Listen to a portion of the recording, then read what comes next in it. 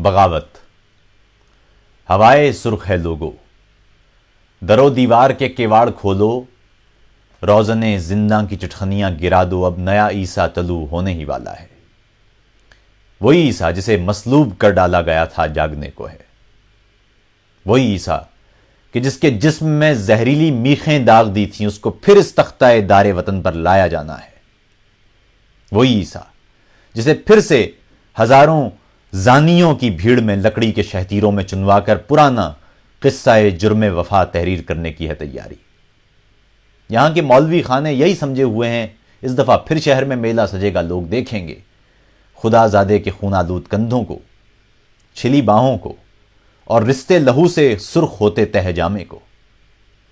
यहां के लोग फर्जंदान इसराइल के मानंद अपने इस मसीहा के सभी एहसान भुलाकर इस पे थूकेंगे।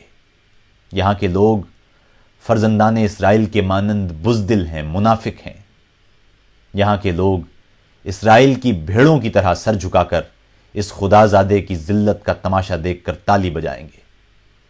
यहां के मौलवी खानों को समझाओ, ये दीनी बाजीगर अब के भला कैसी नई तावील घड़ लें, सारी इल्हामी और बेमानी किताबें जोड़ बैठें, हाशिए बुन लें, मगर इस बार मेरे इस मसीहा ने नहीं मरना। कोई जिब्रील अपने साथ लाने की बजाय इस दफा हमराह इज़राइल होगा, जो शहर के बीच रस्ते में लगी इस भीड़ में कुछ सरफिरों की शक्ल में है, और उसे अपने मसीहा को बचाना है। बगावत होने वाली है।